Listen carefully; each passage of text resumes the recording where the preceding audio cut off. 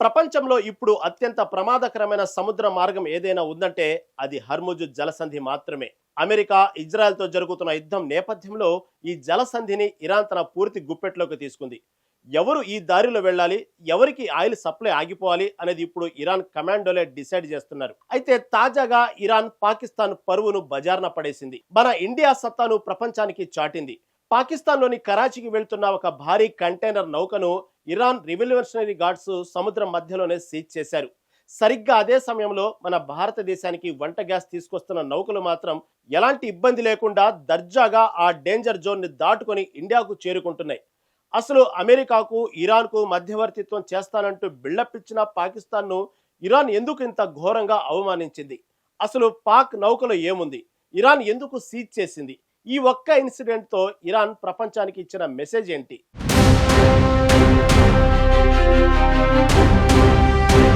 విదేశాంగ విధానం అంటే మైకుల్లో పెద్ద పెద్ద డైలాగులు కొట్టడం కాదు, సైలెంట్గా మన దేశ ప్రయోజనాలను కాపాడుకోవడం. ఈ విషయంలో భారత్ మాస్టర్ డిగ్రీ చేస్తే పాకిస్తాన్ ఎల్కేజీలో ఉన్నట్లు ఈ తాజా ఘటన నిరూపించింది. ఇరాన్ పాకిస్తాన్ మధ్య ఇప్పుడు ఒక భారీ దౌత్యపరమైన కోల్డ్ వార్ నడుస్తుంది. కరాచీ పోర్టుకు వెళ్తున్న సెలెన్ అనే భారీ కంటైనర్ నౌకను ఇరాన్ బలగాలు హర్ముజ్ జలసంధిలో నిలిపివేసి వెనక్కి వెళ్లిపోవాలని ఆదేశించాయి. అమెరికాకు ఇరాన్కు మధ్య తాను ఒక పీస్ మేకర్ అవుతానని ప్రగల్భాలు పలికిన పాకిస్తాన్ ప్రభుత్వానికి ఇరాన్ ఇచ్చిన ట్విస్ట్తో మైండ్ బ్లాక్ అయింది. కానీ అదే దారిలో వస్తున్న మన భారతీయ ఎల్పీజీ నౌకలకు మాత్రం ఇరాన్ ఏ మాత్రం అడ్డు చెప్పలేదు. దర్జాగా అవి దేశానికి చేరుకుంటున్నాయి. ఇరాన్ దళాలు పాక్ నౌకను అడ్డుకోవడానికి చెప్పిన కారణం చూస్తే పాకిస్తాన్ దౌత్య వైఫల్యం ఏ స్థాయిలో ఉందో అర్థమవుతుంది. ఇరాన్ అధికారిక ప్రతినిధి అలీరెజా తంగ్సిరి తెలిపిన వివరాల ప్రకారం పాకిస్తాన్లోని కరాచీకి బయలుదేరిన కంటైనర్ నౌక సెలెన్కు ఈ జలసంధి గుండా వెళ్లడానికి చట్టబద్ధమైన అనుమతి లేదు.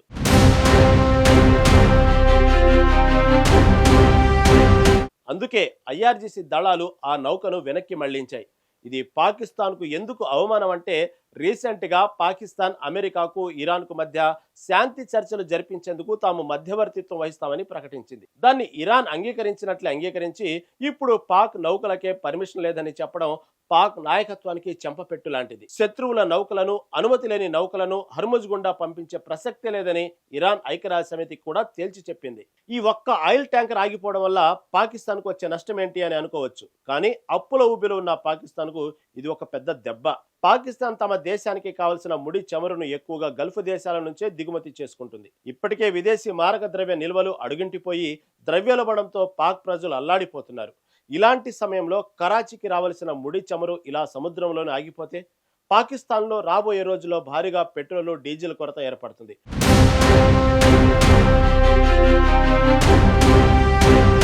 ఆటోమేటిక్గా బ్లాక్ మార్కెట్ పెరిగి లీటర్ పెట్రోల్ ధర పాకిస్తానీ రూపాయల్లో 300 నుంచి 400 దాటేసినా ఆశ్చర్యపోనక్కర్లేదని ఆర్థిక నిపుణులు విశ్లేషిస్తున్నారు. ఒకవైపు పాకిస్తాన్ ఇలాంటి ఘోర అవమానాన్ని ఎదుర్కొంటుంటే మన భారతదేశం మాత్రం సైలెంట్ గా తన పని తాను చేసుకోపోతుంది. భారతీయ కార్గో ఎల్పీజీ తీసుకొస్తున్న శివాలిక్, నందాదేవి, పైన్ గ్యాసు, జగ్వసంత్ వంటి నౌకలు అత్యంత సురక్షితంగా ఈ హర్ముజ్ జలసంధిని దాటాయి. ముఖ్యంగా పైన్ గ్యాసు, జగ్వసంత్ నౌకలు మన దేశానికి దాదాపు ఒక రోజుకు సరిపడే వేలాది మెట్రిక్ టన్నుల వంట గ్యాస్తో పర్షియన్ గల్ఫ్ నుంచి బయలుదేరి ఒకదాని వెనుక ఒకటి సేఫ్గా జలసంధిని దాటి భారత తీరానికి వస్తున్నాయి.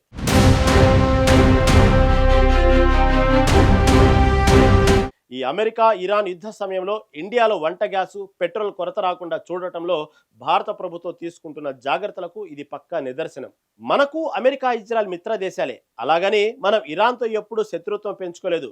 ఇరాన్లోని చాబర్హార్ పోర్టు మనమే డెవలప్ చేస్తున్నాం. అందుకే ఇరాన్ మన వాణిజ్య నౌకలను శత్రు నౌకలుగా చూడటం లేదు.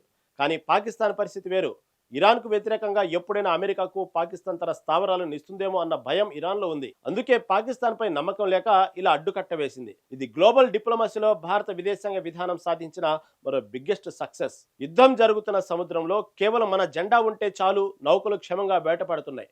అదే అప్పుల ఊబిలో ఉన్న పాకిస్తాన్ దాయాది దేశం మాత్రం ఇలాంటి అవమానాలు ఎదుర్కొంటూ గ్లోబల్ లెవెల్లో ఇమేజ్ను డ్యామేజ్ చేసుకుంటుంది. ఈ ఒక్క ఇన్సిడెంట్తో పశ్చిమాసియా సంక్షోభంలో ఏ దేశం ఎవరి పక్షాన ఉందో క్లియర్గా అర్థమైపోయింది.